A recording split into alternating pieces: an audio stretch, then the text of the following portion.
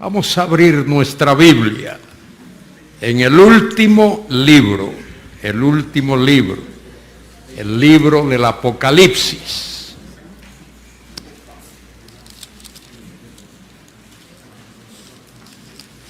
Vamos a abrirlo en el capítulo 20.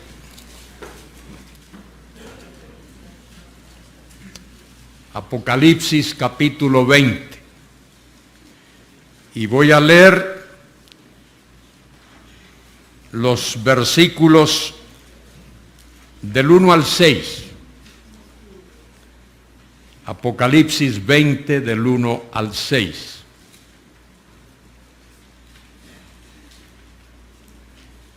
¿Tenéis una Biblia en la mano? ¿Sí?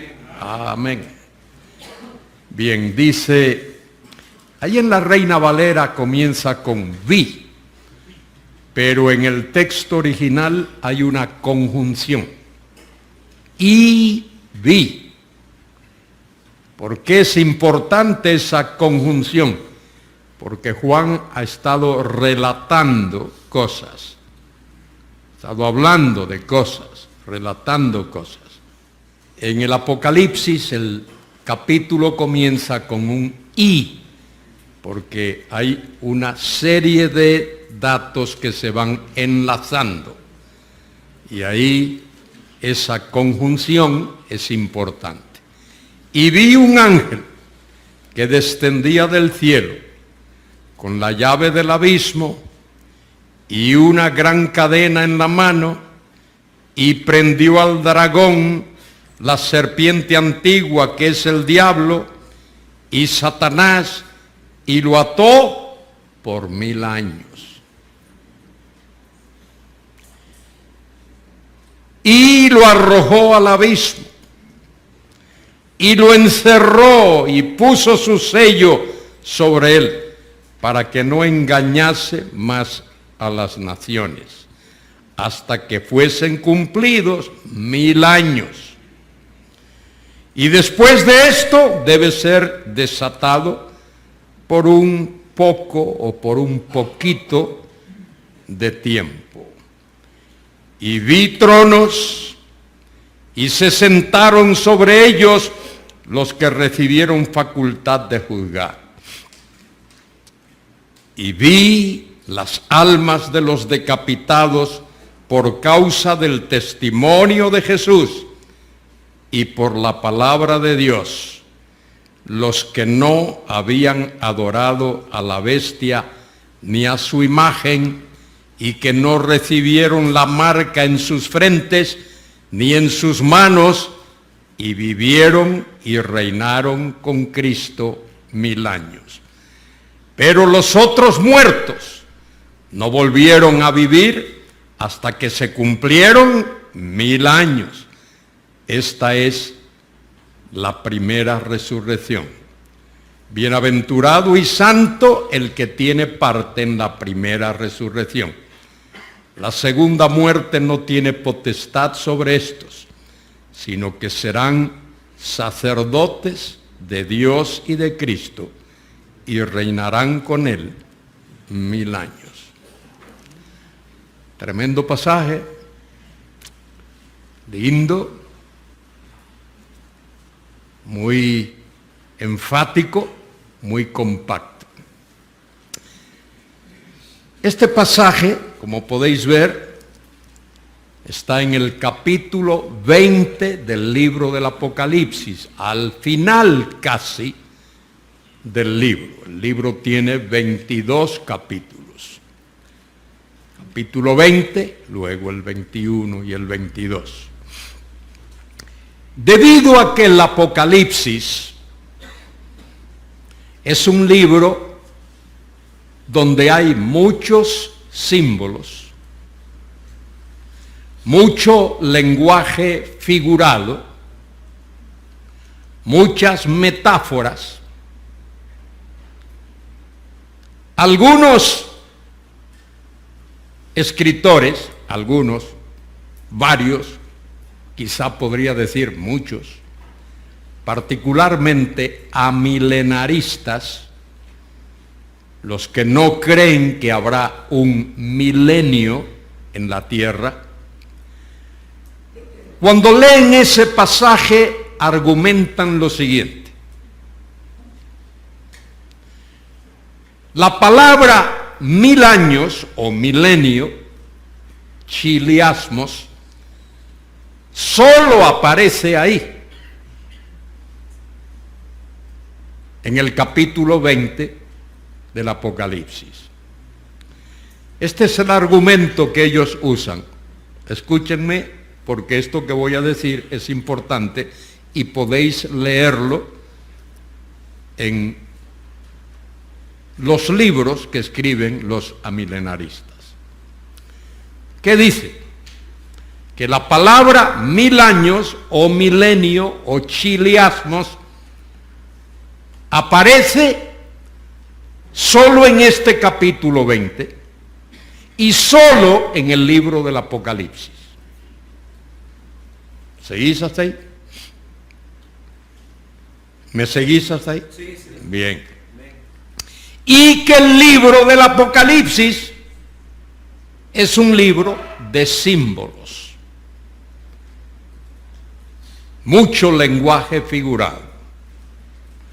De manera que la conclusión es que la palabra, el término chiliasmos, que significa 1000 años, es figurado, que no debe tomarse literalmente. Y repito eso, no debe tomarse literalmente, porque solo aparece en el Apocalipsis, solo aparece en un capítulo del Apocalipsis, y el Apocalipsis es un libro de símbolos, mucho lenguaje figurado. Bueno, y estos señores, estos teólogos, algunos son brillantes teólogos.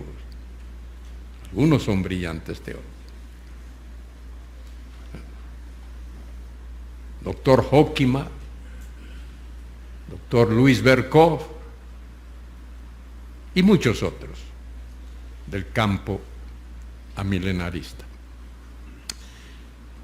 Pero ese argumento hay que refutarlo.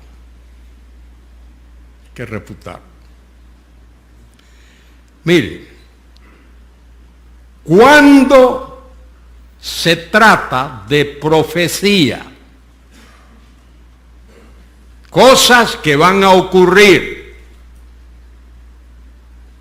como por ejemplo en la tribulación, en los días finales, todo lo que tiene que ver con profecía, el vocabulario relacionado con la profecía es vocabulario abstracto, de manera que los escritores bíblicos utilizan lenguaje figurado para concretar eso que de otra manera sería abstracto. Cuando uno lee el libro del profeta Isaías, todos los pasajes escatológicos, proféticos, están llenos de figuras de dicción, porque las figuras de dicción, lo he dicho ya varias veces, hacen que lo que es abstracto se vea, se entienda de una manera concreta. Por ejemplo, si uno dice Satanás, esa palabrita, Satanás, la gente no entiende. Pero la Biblia usa la palabra el dragón. Y dragón ya es otra cosa. Dragón, todos sabemos lo que es un dragón y lo que hace el dragón. Por lo menos lo que hace es atemorizar a alguien. La Biblia utiliza para hablar del anticristo, lo llama la bestia. Y la bestia describe no la figura, cómo luce, cómo se ve externamente el anticristo, sino enfatiza el carácter. Enfatiza el carácter. Y así, por ejemplo, Pablo en 2 Corintios capítulo 11 habla de Satanás y no lo llama el dragón, lo llama ángel de luz. El ángel de luz. Y uno puede entender algo. En el Antiguo Testamento, cuando el ser humano fue tentado en el huerto, dice la Escritura que impersonó, tomó la forma de una serpiente y todos entendemos la serpiente. De manera que las figuras se usan en la Biblia, las figuras de dicción, no para oscurecer, sino para aclarar.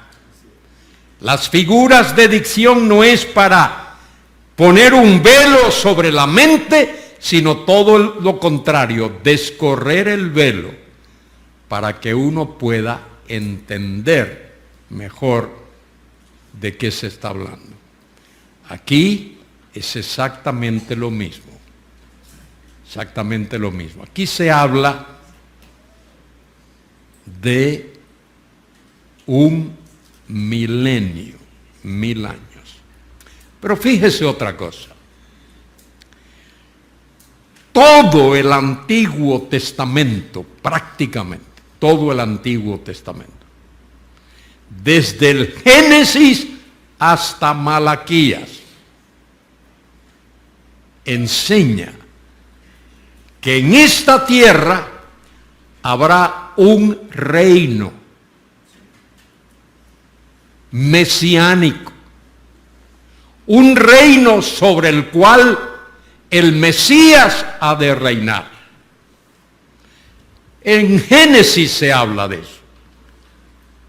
Génesis 49, cuando Jacob bendice a sus hijos, cuando llega Judá le dice, el cetro no se apartará de Judá, ni el dador de la ley hasta que venga Silo.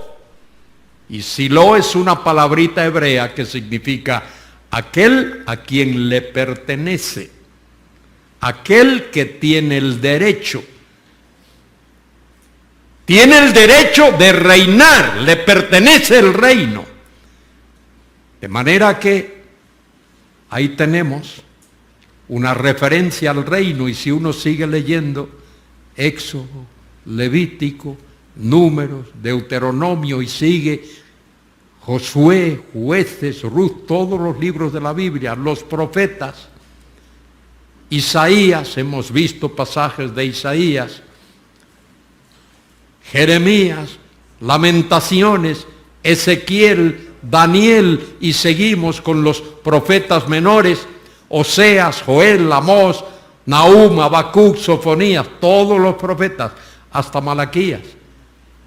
Y vamos a los salmos y encontramos muchas referencias a el hecho de que habrá en la tierra, en este planeta Tierra, en el cual vivimos, habrá un reinado glorioso del Mesías.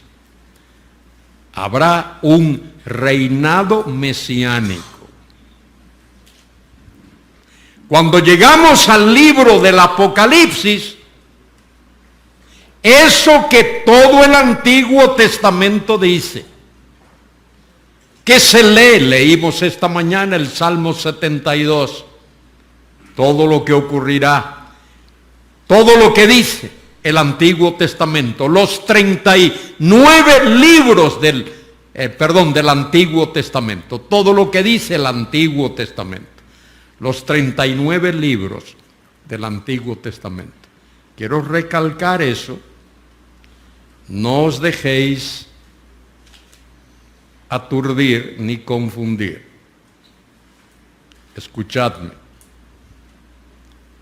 todo el Antiguo Testamento, desde Génesis hasta Malaquías, enseña que en este planeta Tierra un día va a haber un reino mesiánico, el reinado glorioso del Mesías, el reinado durante el cual la gloria de Cristo será vista, la gloria de Cristo se verá.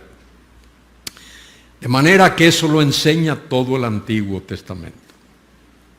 ¿Me habéis entendido hasta ahí? Todo el Antiguo Testamento enseña que habrá un reinado glorioso del Mesías. Y eso incluye también lo que los evangelios sinópticos enseñan. Mateo, Marcos y Lucas. Que el Mesías ha de regresar a reinar. Apocalipsis 20 del 1 al 6. Concretamente nos enseña que ese reinado mesiánico, ese reinado de Cristo en la tierra, durará 1000 años. Quiero explicar esto.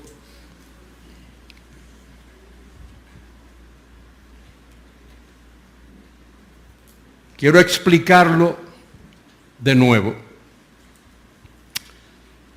Quiero que me entendáis, porque os vais a encontrar muchos por ahí que niegan que va a haber un milenio. Fíjese, puedo predicar usando el Antiguo Testamento y los Evangelios.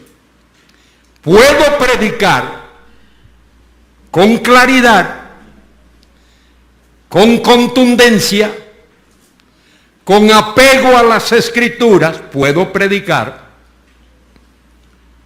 que un día en esta tierra va a haber un reino mesiánico. Que Jesucristo ha de regresar a reinar en este mundo. Y que ha de reinar con justicia, que ha de reinar en paz, que ha de reinar en gloria y en santidad. Ha de reinar. Puedo predicar usando el Antiguo Testamento y los Evangelios esa verdad bíblica. La contribución que Apocalipsis 20 del 1 al 6 hace es decirnos que ese reino glorioso del Mesías en la tierra, ese reinado que Cristo ha de inaugurar cuando venga a la tierra por segunda vez, ha de durar 1000 años. ¿Me habéis entendido? La contribución específica, clara, sin ambajes, contundente, que Apocalipsis 20 del 1 al 6 hace al tema, es decirnos cuánto va a durar ese reino. Es decir, puedo predicar que habrá un reino usando cualquier libro del Antiguo Testamento, usando los salmos y usando los profetas que he mencionado. Puedo predicar eso, que va a haber un reino glorioso, un reino de paz, un reino de justicia, un reino de santidad, un reino en el que habrá cambios topográficos tremendos en la tierra. Hasta la Biblia nos dice que el clima va a cambiar durante ese reino. No va a haber los calores de Choluteca, ni va a haber los inviernos del Polo Norte, no va a haber inundaciones, no va a haber huracanes, no va a haber terremotos, no va a haber todas esas catástrofes que el mundo ha experimentado a lo largo de su historia. Dios va a cambiar todo eso. Y el Mesías va a reinar en paz. Y ahora nos quejamos de que, algunos se quejan, de que somos en la tierra 8.000 millones de seres humanos. Sabéis que en el milenio habrá una explosión demográfica insólita, inaudita, sin precedentes. La población de la tierra va a crecer de una manera tremenda. Apocalipsis 20 hace una gran contribución. Nos dice que ese reinado glorioso del Mesías va a durar 1000 años. Y durante esos 1000 años, una de las cosas principales que han de ocurrir, una de las cosas principales que ha de ocurrir, es que la gloria del Mesías será vista. Cuando el Mesías vino la primera vez, nació en un pesebre, no nació en un gran hospital, nació en un pesebre. Nació rodeado de animales y de la paja del pesebre. Y los primeros huéspedes que tuvo fue un grupo de pastores a los que Dios guió a que fuesen allí donde estaba el niño recién nacido. Luego vinieron los sabios del Oriente. ¿Cuántos sabios del Oriente vinieron? Dice por ahí algunos, 3. Y seguramente se saben los nombres. Gaspar, Melchor y Baltasar. Mito. La Biblia dice que vinieron sabios del Oriente. A lo mejor fueron 20 o 25. Un grupo de sabios del Oriente. Y dice el texto allí en Mateo que cuando llegaron a Jerusalén y preguntaron, ¿dónde está el rey de los judíos que ha nacido? En el Jerusalem Daily News aparecía allí que Cristo había nacido. Y todo el mundo lo sabía, que Cristo había nacido. ¿Fue así? Nadie sabía nada. Le preguntaron a Herodes. Sabía. Y Herodes no sabía, ni quería saber, ni quería que nadie lo supiese.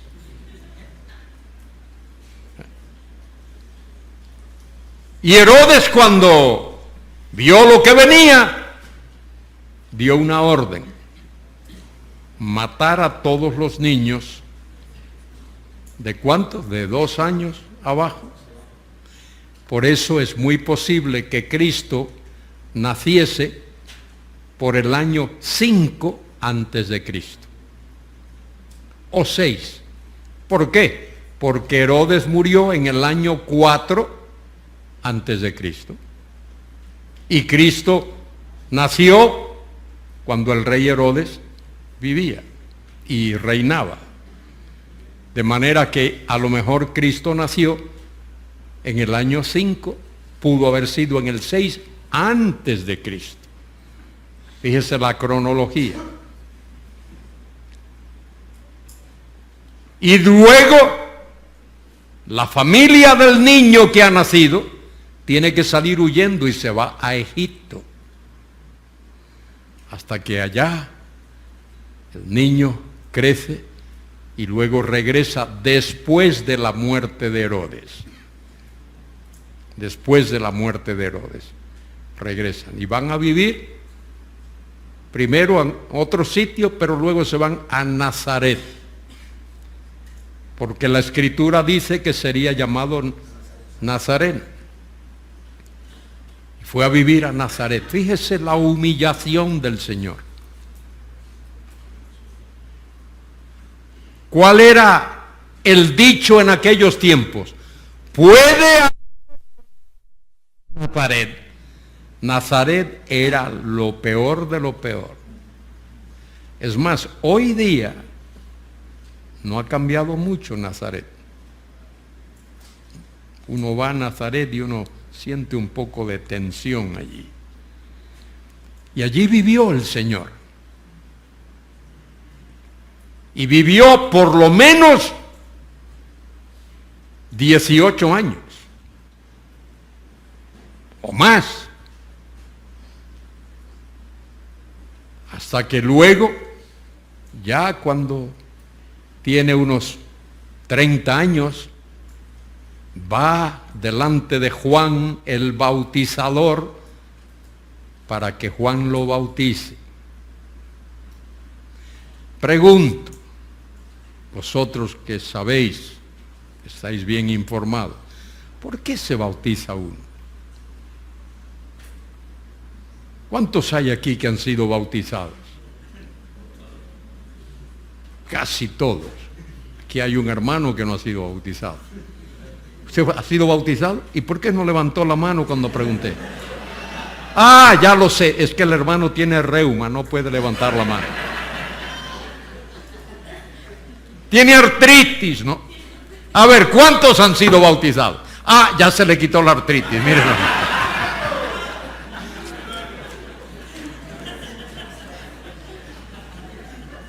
¿Por qué bautiza uno?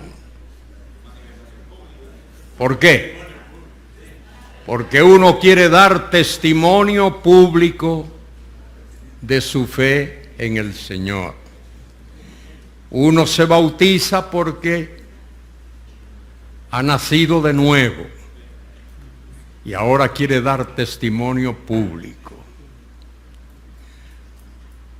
Pero ¿por qué se bautizó Jesús? Él no tenía pecado que confesar. ¿Por qué se bautizó?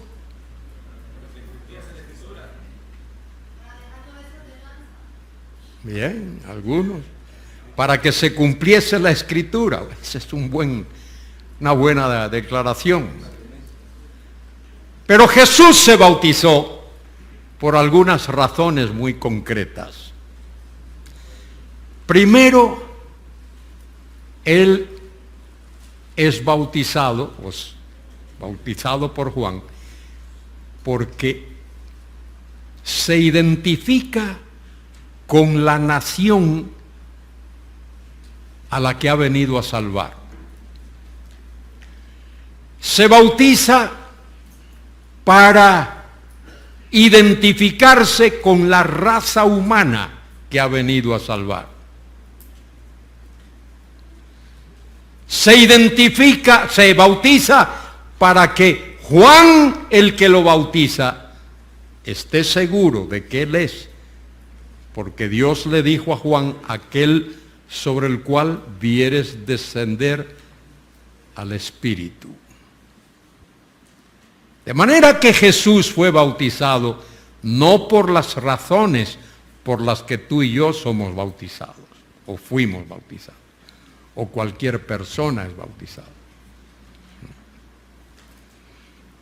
Él fue bautizado por otras razones.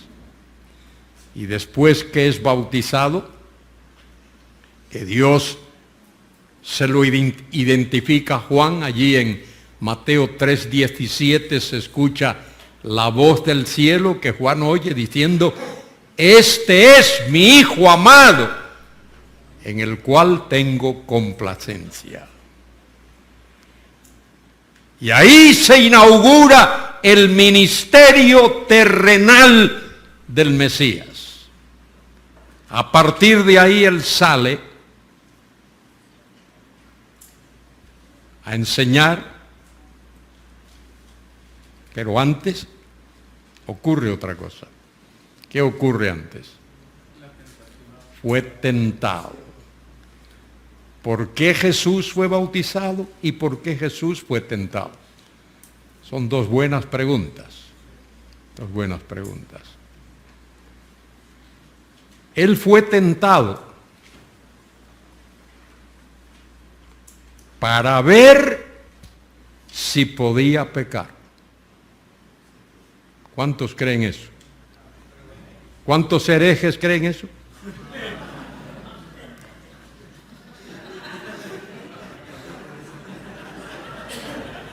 ¿Cuántos herejes creen eso? Esa no fue la razón por la cual él fue bautizado. Esa no fue la razón por la cual él fue tentado. Decir eso, que él fue tentado para ver si podía pecar, es como decir que los ingenieros civiles de carretera construyen un puente sobre un río, sobre un barranco, sobre lo que sea, y cuando lo terminan después de 2 o 3 años de trabajar, o 4, 5, 10, aquí en Honduras a veces 20 años,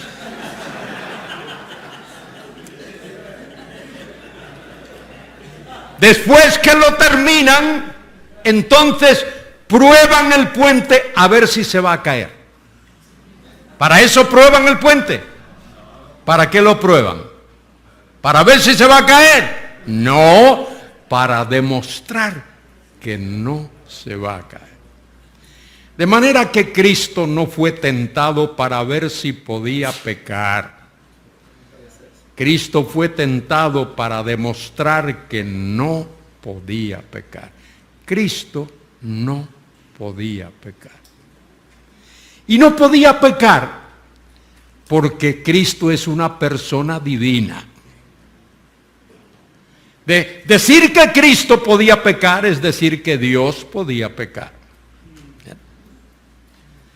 Y él fue tentado en el área de su humanidad, porque su humanidad era tentable. Pero su persona no era pecable. Entonces Cristo no podía pecar.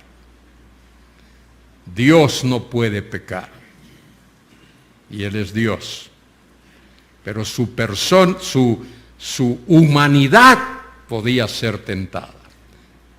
En el área de su humanidad, Él podía ser tentado. Pero Cristo no era una persona humana, Él era una persona divina. Una sola persona, persona divina. De manera que nunca prediques que Cristo podía pecar. O que Él fue tentado para ver si podía pecar. No, Él no podía pecar. Él es Dios todopoderoso. Él fue tentado para demostrar. Y luego, después de su victoria sobre la tentación, Él va por toda Judea predicando, enseñando, haciendo señales en todos los sitios. Predica el Sermón del Monte, el sermón más maravilloso que oídos humanos jamás han escuchado, y de ahí sigue sanando personas, capítulo 8 y capítulo 9 de Mateo, capítulo 10, Él envía a los discípulos a predicar, capítulo 11 hace un llamado a todos aquellos que le habían oído y que seguían duros, Él los llama, venid a mí, todos los que estáis trabajados y cargados, y yo os haré descansar. Llevad mi yugo sobre vosotros, porque mi yugo es fácil y ligera mi carga. Y luego en el capítulo 12, Él sana a un endemoniado, sordo y mudo y no sé qué más. Y entonces lo acusan de haber hecho eso por el poder de Satanás. Fíjese todo lo que tuvo que soportar. Y debido a la dureza del corazón de esa gente, Él les predica por parábolas. Capítulo 13 de Mateo es parábolas para que oyendo no escuchen y viendo no vean, porque sus corazones estaban endurecidos. Y esas parábolas eran para que no recibiesen mayor condenación. Porque si Él les seguía hablando claramente como lo había hecho hasta ahí, la condenación sería mayor.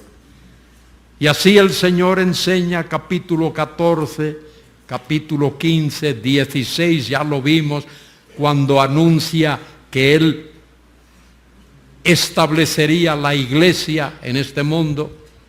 Capítulo 17, la transfiguración. Capítulo 18, la comunidad de creyentes que Él está formando. 19, 20, 21. Y habla allí su entrada llamada triunfal. 22, 23, llora sobre Jerusalén, Jerusalén, Jerusalén, que matas a los profetas y apedreas a los que te son enviados. ¿Cuántas veces quise, fíjese una prueba de su deidad, cuántas veces quise juntar a tus hijos como un águila o una gallina junta sus polluelos debajo de sus alas? Solo Dios puede hacer eso. ¿Quién va a poder juntar a todos los habitantes de Jerusalén, a todos los hijos, de esa manera si no es Dios? Y en el capítulo 24 predica su gran sermón profético. Tremendo sermón profético. Los discípulos esperan a estar con Él en el Monte de los Olivos y allí le preguntan, dinos, ¿cuándo serán estas cosas? Eso que Él le había dicho, que no quedaría piedra sobre piedra, que no sería removida. ¿Cuándo serán estas cosas? ¿Y qué señal habrá de tu venida y del fin del siglo? Y allí el Señor le explica detalladamente lo que va a ocurrir. Oiréis de guerras y de rumores de guerras. Vendrán herejías, vendrán aquellos que dirán, yo soy el Cristo, y a muchos engañarán. Pero el Señor les dice que Dios tiene un plan. Y el plan de Dios es que el evangelio del reino sea conocido en todo el mundo. Y en Mateo 24, 14 se lo dice claramente.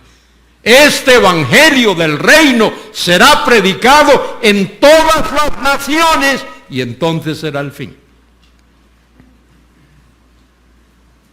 Y le explica a partir de ahí cómo será eso. Porque vendrá un periodo de tribulación. Y en el versículo 15 le dice, cuando veáis en el lugar santo, de Mateo 24, 15, cuando veáis en el lugar santo la abominación desoladora de la que habló el profeta Daniel, en medio de la gran tribulación, la abominación desoladora, el anticristo ha de plantar su tienda y su cuartel general allí en la ciudad de Jerusalén. Y va a exigir adoración. Y dice el texto allí que habrá ejércitos que se unirán para combatir contra Jerusalén. Y Jerusalén va a ser rodeada por esos ejércitos. Eso lo dice Zacarías capítulo 14, que Jerusalén será rodeada por ejércitos. Y cuando Jerusalén esté a punto de ser barrida, destruida de nuevo, el Mesías aparece. Viene a defender a su pueblo. Dice allí en Zacarías 14:3, sus pies se afirmarán sobre el monte de los olivos. Y el monte de los olivos se partirá en dos. Y formará un valle allí. Monte de los olivos está al este de Jerusalén.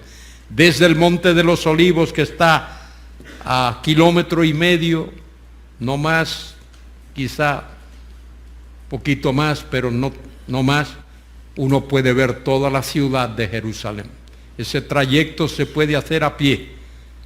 Era la distancia que se le permitía a un judío caminar el día de reposo. Y el Señor anuncia lo que ha de ocurrir. Él viene con poder, con gloria, con majestad, con autoridad, para establecer su reino. Fíjese, esto lo dice allí en el capítulo 19, que tenéis la Biblia abierta allí en el Apocalipsis. Dice en el capítulo 19, versículo 11, entonces vi el cielo abierto y aquí un caballo blanco, y el que lo montaba se llamaba Fiel y Verdadero, y con justicia juzga y pelea. Sus ojos eran como llama de fuego, y había en su cabeza muchas diademas. Diademas ahí significa coronas, y tenía un nombre escrito que ninguno conocía, sino él mismo. Estaba vestido de una ropa teñida en sangre, y su nombre es el Verbo de Dios. El Verbo de Dios es la manifestación visible de Dios. Y los ejércitos celestiales, vestidos de lino fino, finísimo, blanco y limpio, les seguían en caballos blancos. De su boca sale una espada aguda para herir con ella las naciones, y él las regirá con vara de hierro. ¡Qué fantástico! Él regirá a las naciones con vara de hierro. Cuán agradecidos tenemos que estar que la vara de hierro estará en la mano del Mesías, no en la mano del diablo. Él las regirá con vara de hierro, y él pisa el lagar del vino del furor de la ira del Dios Todopoderoso, y en su vestidura y en su muslo tiene escrito este nombre: Rey de Reyes y Señor de Señores. Y vi a un ángel que estaba en pie en el sol, y clamó a gran voz diciendo a todas las aves que vuelan en medio del cielo: venid, congregad la gran cena de Dios, para que comáis carnes de reyes y de capitanes, carnes de fuerte, carnes de caballo, carnes de jinetes, carnes de todos, libres y esclavos, pequeños y grandes. Y vi a la bestia. La bestia es el anticristo, es el que ha estado oponiéndose al Señor y persiguiendo a los escogidos de Dios. Vi a la bestia y a los reyes de la tierra y a sus ejércitos reunidos para guerrear contra el que montaba el caballo blanco y contra su ejército. Las naciones se mancomunan, forman un ejército para intentar impedir que el Mesías venga a la tierra. ¿Habéis leído el Salmo 2 alguna vez? De eso es lo que habla. Salmo 2 dice: ¿por qué se amotinan las gentes y los pueblos piensan cosas vanas? Fíjese ese salmo, tremendo salmo de la palabra de Dios, lo que dice allí. ¿Por qué se amotinan las gentes y los pueblos piensan cosas vanas?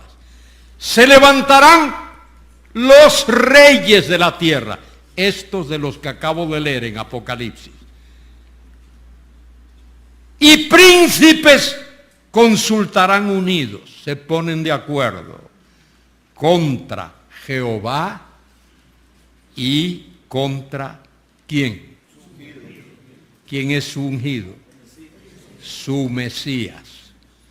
Contra Jehová y contra su Mesías. Y esto es lo que dirán, mire lo que dirán, diciendo, rompamos sus ligaduras, echemos de nosotros sus cuerdas. ¿Sabe lo que eso quiere decir? Que no reine sobre nosotros. No lo queremos. No queremos que Él reine sobre nosotros. ¿Qué cosa? Mire la reacción de Dios, versículo 4. El que mora en los cielos se reirá. El Señor se burlará de ellos. Luego hablará a ellos en su furor y los turbará en su ira. Y esto es lo que les dice. ¿Qué es lo que dicen ellos? Que no reine sobre nosotros. Mire lo que Dios le dice. Un momentito. ¿De qué estáis hablando? ¿De qué estáis hablando? ¿Qué queréis decir? Que no reine sobre nosotros. What are you talking about? ¿De qué estáis hablando? Mire lo que Dios le dice. Escuchen. A eso les dice, oigan, pero yo he puesto a mi rey sobre Sión, mi santo monte. ¿Qué decís vosotros? Que no reine sobre nosotros. Pero si yo he puesto a mi rey sobre Sión, ¿para qué lo ha puesto allí en Sión? Para que reine. ¿Desde dónde va a reinar? Desde el trono de David. Él se va a sentar en el trono de David y desde allí va a reinar como rey, como Mesías, como Jehová Todopoderoso. Va a reinar. Pero yo he puesto mi rey sobre Sión, mi santo monte. Y dice el texto, dice Dios, yo publicaré el decreto. Mire el decreto que Dios dice que publica, la orden. El decreto, la orden que Dios ha publicado. Jehová me ha dicho, mi hijo eres tú, yo te engendré hoy. ¿Qué significa eso? Mi hijo eres tú, yo te engendré hoy. ¿Quieres saber lo que eso significa? ¿Cuántos quieren saberlo? 4 nada más quieren saberlo. Muy bien. Si tú quieres saber lo que eso significa, ven conmigo al capítulo 13 del libro de los Hechos de los Apóstoles. Capítulo 13 de Hechos de los Apóstoles. Allí Pablo está predicando en una sinagoga. 13:30.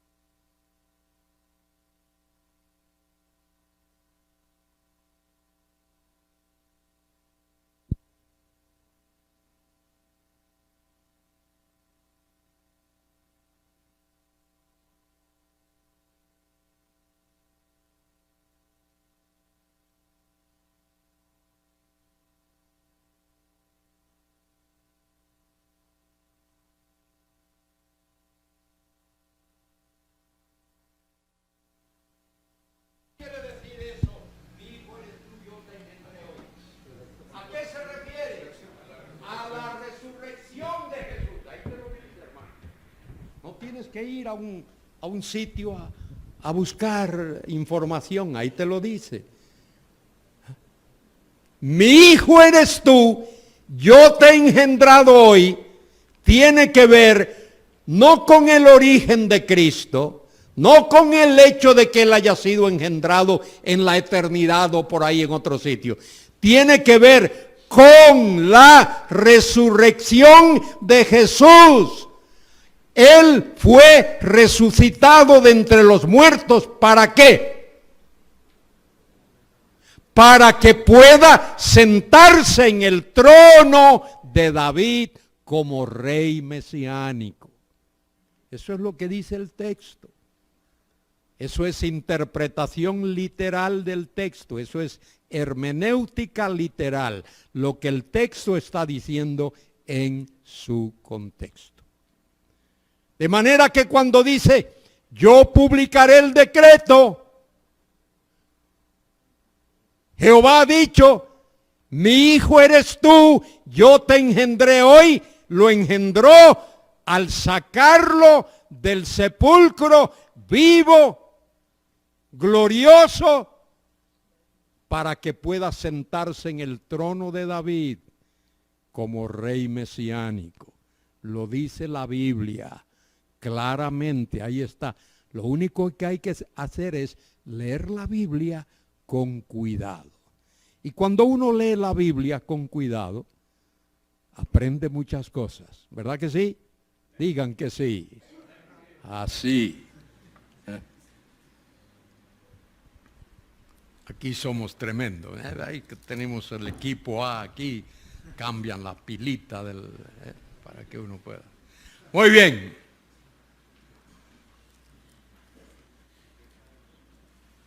Y eso fue lo que ocurrió con el Señor. Él murió en la cruz. Dios murió en la cruz. Y no nos sorprendamos, ese que murió en la cruz es Dios, ¿o no? Él murió en la cruz.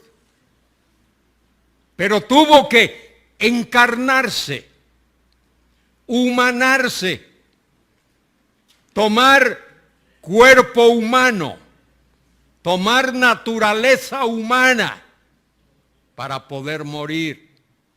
Pero ese que murió es Dios. Porque, escuchen, solo Dios puede salvar. Solo Dios. ¿Hay alguien más que pueda salvar? Mahoma puede salvar. Buda puede salvar. Shinto puede salvar. ¿Qué ángel o arcángel o virgen o santo por ahí puede salvar? Ninguno. Solo Dios puede salvar. Lo dice Isaías 45:22.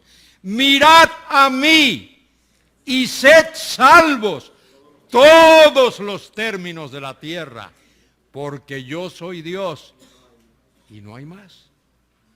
No hay más, no hay otro. Él es el único, no hay más. Y Pedro lo dijo allí en Jerusalén. Como los católicos no aprenden eso y lo tienen en su Biblia. Un día estuve en una librería católica hablando con una señora muy amable, muy amable. Y allí mirábamos los libros y veía las Biblias. Le digo, oiga, ¿usted podía prestarme una de esas Biblias que tiene ahí? Sí, cómo no. Y me dio la Biblia católica que ellos tienen. Y la abrí, le digo, venga, lea esto conmigo aquí. Hechos 4:12, donde Pedro dice, y en ningún otro, cero, en ningún otro, hay que salvación. En ningún otro hay salvación.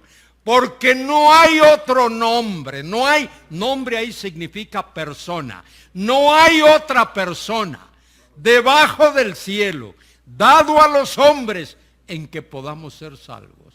Solo hay un Jesucristo, el Dios hombre. El que en él cree no es condenado. Mas el que no cree ya no tiene que esperar a morirse. Ya no cree, ya.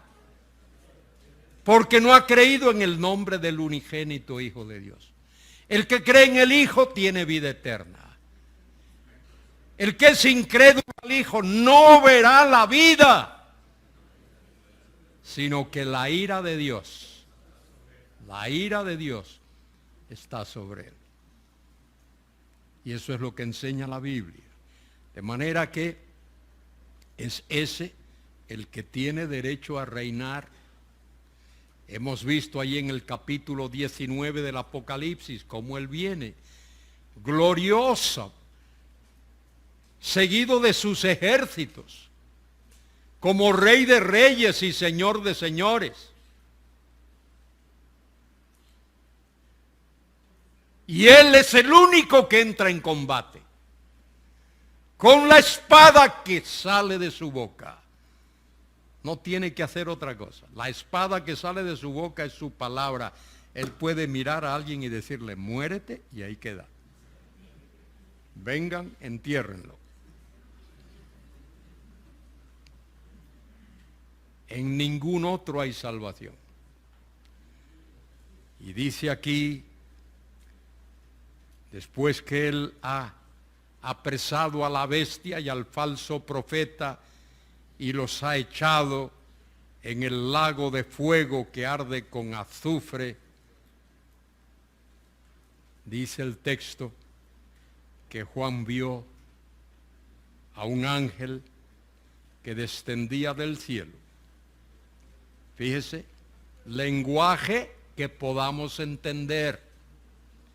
Si dice, apresó a Satanás, la palabra apresar es un vocablo abstracto, pero mire lo que dice. Dice, con la llave del abismo. La palabra abismo en el hebreo es la palabra tahum. Tahum, el abismo. El abismo, ahí están aquellos que son condenados por la eternidad del abismo. Y está la llave del abismo. Y una gran cadena en la mano. Para que podamos entendemos lo que es una cadena, la podemos ver, la podemos aguantar con la mano. Y prendió al dragón. El dragón, no es que Satanás sea un dragón, pero el dragón habla de su carácter. Su carácter es terrible, intimida, da miedo. Por eso se le llama el dragón. El dragón. ¿Quién es el dragón? La serpiente antigua. ¿Dónde encontramos la serpiente antigua? En Génesis capítulo 3, allí en el huerto, la serpiente era astuta más que todos los animales del huerto. Y Satanás se metió dentro. Tomó a la serpiente como si fuese su cuerpo para hacerse visible, porque el diablo es un ángel. Es Lucifer, el ángel de luz. Entonces, para que fuese visible, tomó la serpiente antigua. Y esa serpiente antigua es el diablo. Diabolos. Diabolos. Que significa adversario, opositor, acusador. Satanás también es el enemigo de Dios, acusador, adversario,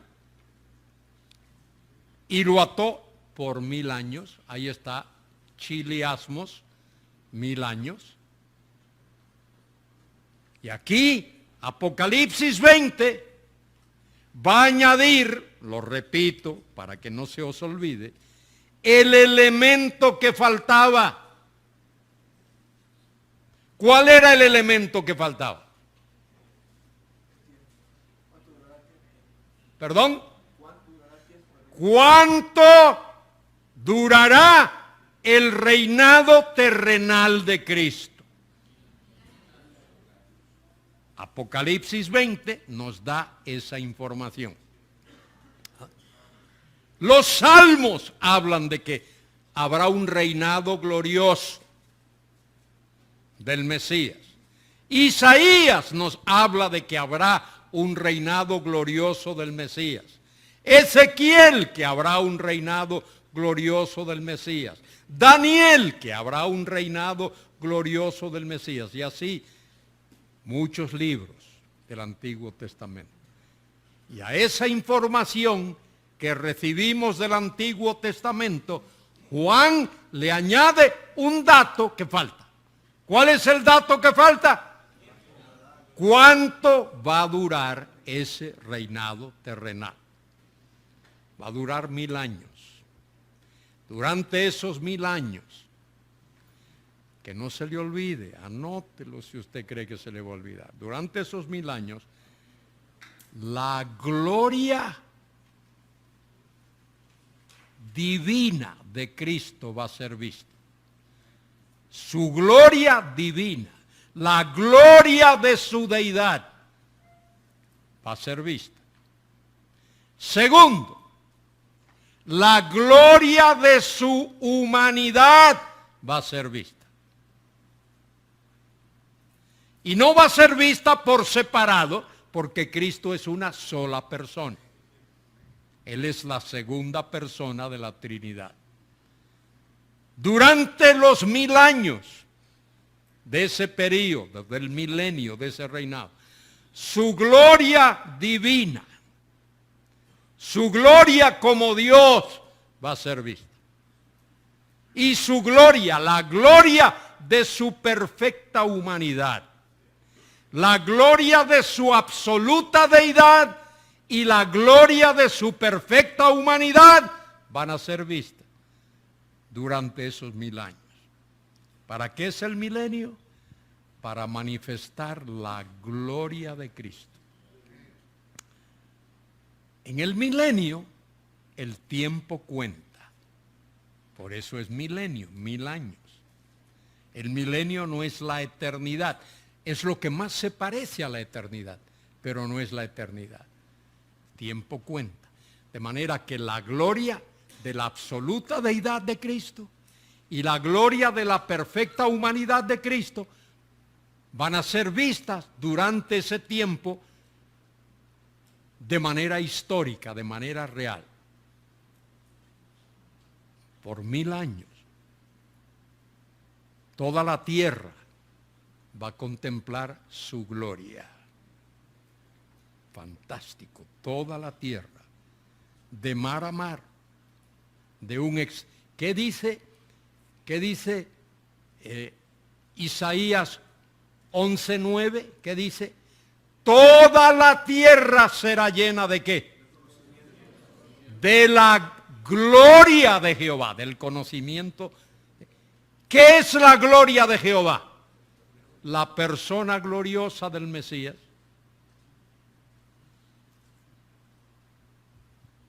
¿Qué dice el texto? En el Evangelio de Juan, y vimos su gloria, gloria como la del único del Padre, lleno de gracia y de verdad. Él es la gloria de Dios. Y esa gloria va a ser vista en toda la tierra. De manera que, ¿para qué el milenio? Para que la gloria de la absoluta deidad y la gloria de la perfecta humanidad de Cristo sean vistas dentro del tiempo y dentro de la historia. ¿Para qué más es ese milenio? Esos 1000 años. Para que dentro de ese tiempo se cumplan las promesas que Dios hizo a Abraham, a Isaac, a Jacob y a David. Las promesas del pacto abrahámico y del pacto davídico. La tierra va a ser ocupada, esa tierra que Dios prometió, la tierra de Israel, allí donde estuvimos, Elizabeth. Qué buen tiempo pasamos allí. y Pablo. Qué bendición estar allí y ver esa tierra, caminar por donde Jesús caminó y estar allí en los sitios donde Jesús estuvo. Bueno, el Señor va a dar esa tierra y la nación de Israel va a ocupar la tierra en paz. Fíjese bien, nunca Israel ha ocupado la tierra en paz. Ha estado allí, pero rodeada de enemigos y atacada por enemigos. Hoy, en parte está allí, pero está rodeado de enemigos.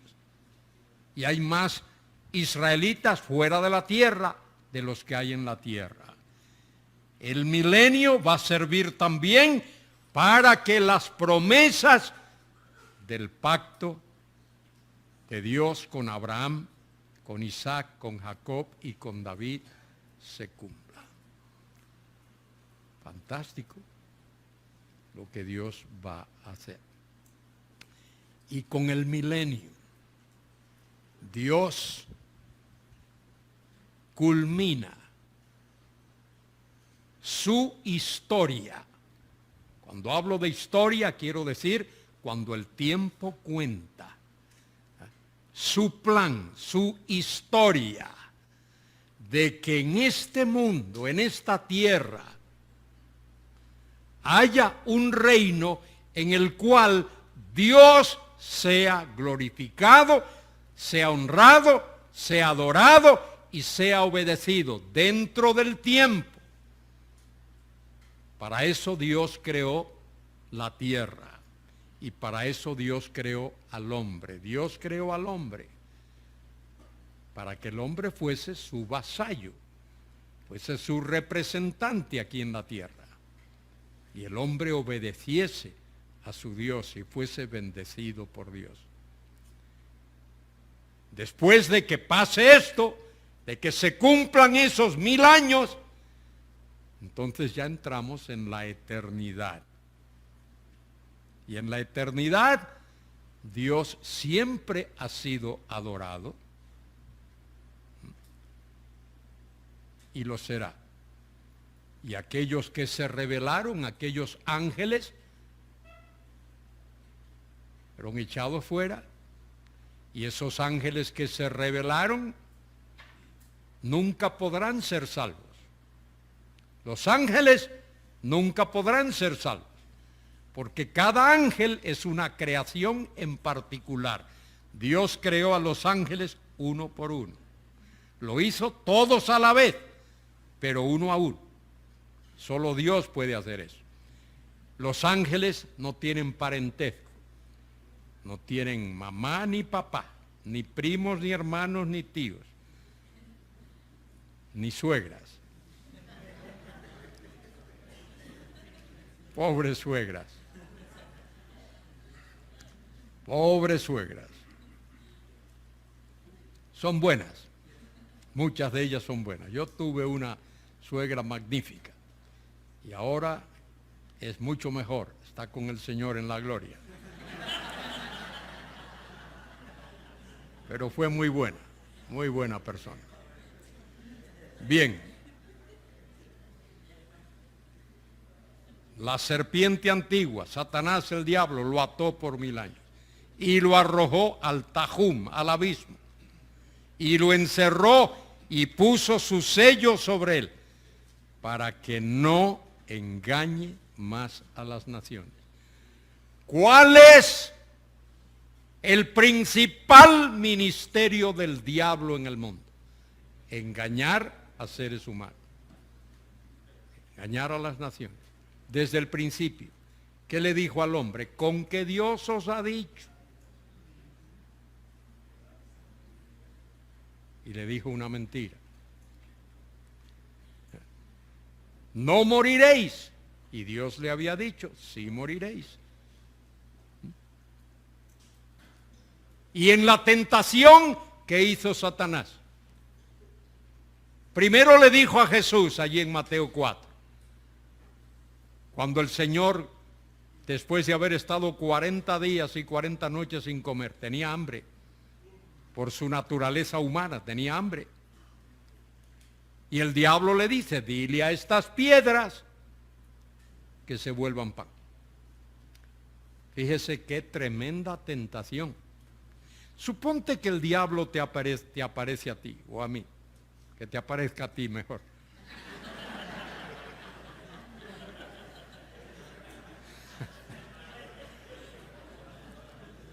Y el diablo te mira y te dice, mira, dile a estas piedras que se vuelvan pan.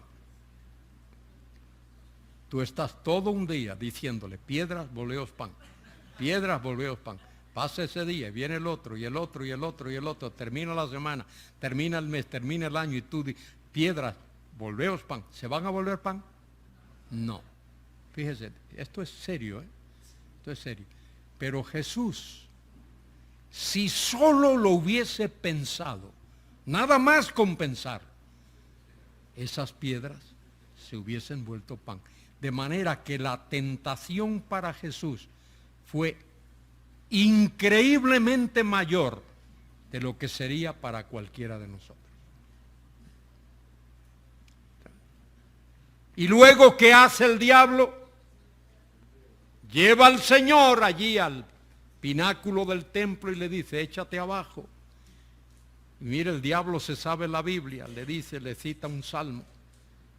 Escrito está, sus ángeles enviará para que te cuiden, para que tu pie no tropiece en piedra. Y Jesús tiene que responderle al diablo, y lo hace con la palabra de Dios. Con la palabra de Dios. Y por último le dice, la tercera tentación, ¿qué fue? Le muestra panorámicamente todos los reinos del mundo. No sé si lo has leído, pero fíjate, búscalo en Lucas capítulo 4. Búscalo en Lucas capítulo 4 para que veas algo muy interesante allí en Lucas 4. Dice Lucas 4, creo que es por el versículo 6. Mire lo que dice ahí. Mire lo que el diablo le dice a Jesús. Le dijo el diablo, a ti daré toda esta potestad, autoridad, y la gloria de ellos. Mire por qué. Porque a mí me ha sido entregada y a quien quiero la doy. Eso se lo dijo el diablo a Jesús. Toda esta potestad, toda esta autoridad, la palabra potestad, exousia en el griego, significa potestad, autoridad o derecho. Dios soberanamente ha dado a Satanás potestad sobre los reinos del mundo. Por eso este mundo es un sistema mundial. Este sistema mundial lo administra, lo gobierna, lo dirige el diablo. Y solo Dios, que está por encima, puede hacer que Satanás no cause más estragos de los que está causando. Bien, lo ató por 1000 años hasta que los 1000 años se han cumplido, y después de esto debe ser desatado por un poco de tiempo. Dios sabe, solo sabe Dios por qué. Y vi tronos y se sentaron sobre ellos los que recibieron facultad de juzgar. Y vi las almas de los decapitados. Esos son mártires del período de la tribulación, por causa del testimonio de Jesús y por la palabra de Dios. Los que no habían adorado a la bestia, ya veis, son personas particularmente de la segunda mitad de la gran tribulación, Apocalipsis 13, ni a su imagen, y que no recibieron la marca en sus frentes ni en sus manos, y vivieron y reinaron con Cristo 1000 años. 5 veces aparece en ese pasaje la palabra 1000 años, chiliasmos. No una sola vez, sino 5 veces. Y todo eso hay que interpretarlo ¿cómo? Literalmente. Toda la Biblia hay que interpretarla literalmente. Bueno, aquí está.